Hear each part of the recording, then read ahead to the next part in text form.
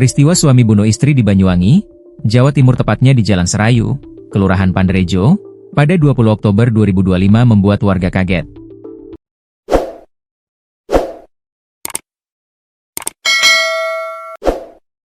Pelaku GDF, 42, membunuh istrinya BW, 52, dengan menusukkan pisau dapur ke bagian dada hingga menyebabkan korban meninggal dunia. Kini, pelaku yang bekerja sebagai pegawai BUMN telah diamankan setelah menyerahkan diri dan tengah menjalani proses hukum lebih lanjut. Sementara itu, jenazah korban telah dibawa ke RSUD Banyuwangi untuk diautopsi. Deni Trirahayu, Ketua RT 0401, Kelurahan Panderejo mengaku tidak menyangka dengan kematian BW.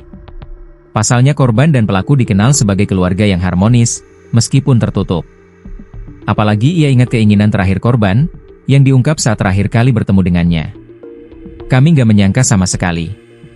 Keluarganya terlihat harmonis, baik-baik saja. Nggak ada tanda-tanda keributan atau masalah apapun antara mereka selama ini, ucapnya, Senin, 20 Oktober 2025. Mereka sudah tinggal di sini lama. Anak yang kecil itu sudah lama, pokoknya sudah beberapa tahun. Istrinya aktif di PKK, sering ikut kegiatan. Suaminya sih jarang terlihat ikut kegiatan apa-apa, lanjutnya. Deni mengatakan bahwa GDF adalah suami kedua korban. Suami pertamanya masih hidup, dan mereka sudah berpisah. Istrinya menikah lagi dengan Pak GDF ini.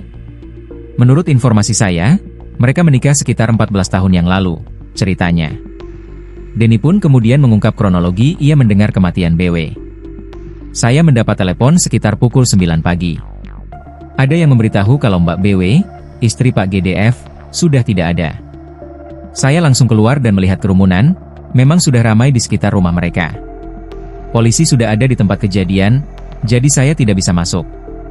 Saya tidak bisa mendapatkan informasi yang jelas, karena tidak ada yang memberitahu secara pasti. Saya hanya bisa diam dan menunggu informasi lebih lanjut. Barulah setelah bertemu dengan Pak Lurah, saya mendapatkan kepastian.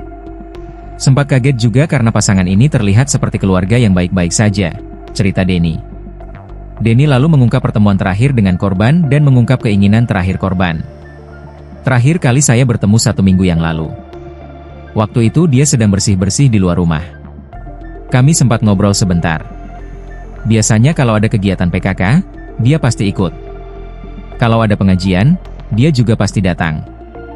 Dia orangnya sangat ramah dan aktif.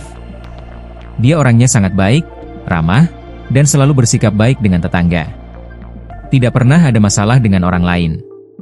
Bahkan kalau ketemu, dia sering menyapa saya dengan ceria, ucap Deni yang juga membenarkan pekerjaan korban sebagai karyawan bank swasta. Dia sudah bekerja cukup lama di sana dan sering berpindah-pindah jabatan. Terakhir, dia bekerja di bagian kasir, sebelum dipindah ke unit lain. Sebentar lagi dia akan pensiun karena sudah berusia 50 tahun. Dia sempat bilang kalau setelah pensiun, dia akan fokus pada kegiatan sosial dan aktif di PKK.